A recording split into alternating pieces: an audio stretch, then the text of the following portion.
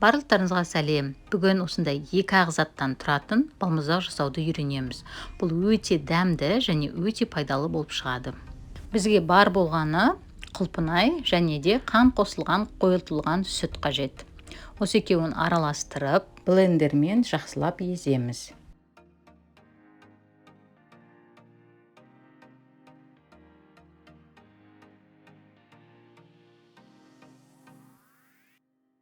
Содан соң мен оны осындай арнайы формочкаларға құямын және осындай арнайы мороженыйға арналған палочкалармен жасаймын.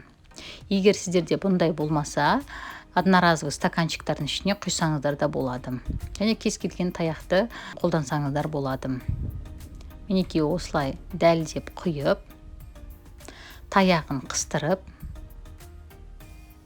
әдемілеп жүзеп шығамыз. Содан соң морозильникқа 3-4 сағатқа қатыруға қоямыз. Мінекей мороженый күшті болып шықты. Осындай болып қатты. Бірер сағат морозильникте тұрдым.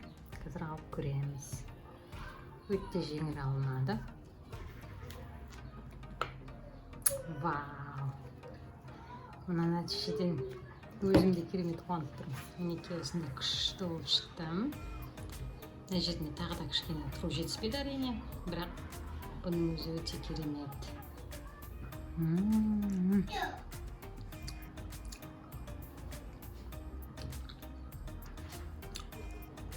Осылай бірер сағат қана тұрады ғой. Кішкене жұмсақтау болып тұрады. Осылай дұрыс екен негізі. Қатып қалмайды үшін мұз болып. Өте дәмді. Екі-ақ ингредиенттен міндетті түрде жасап көріңіздер. Пайдалы, дәмді және өте тез. Және өте арзанға шығады, кстати. Жаздың кезінде тіптен арзанға шығады. Ендігідегі мынау балмұздақ толықтай 5 сағат қатқандағы күйі. Өте идеальный болып шықты. Көріп тұрғандарыңыздай, бұл балмұздақ 2-ақ ингредиенттен жасалды, өте дәмді шықты, және де өте тез, яғни 2 сағатқа да қатырсаңыздар болады, және де өте пайдалы. Міндетті түрде жасап көріңіздер.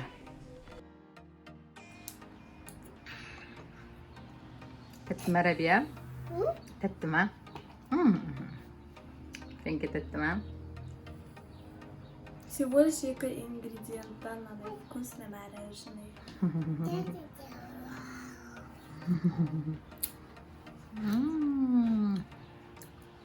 Мінекей мен де ішіп жатырмын.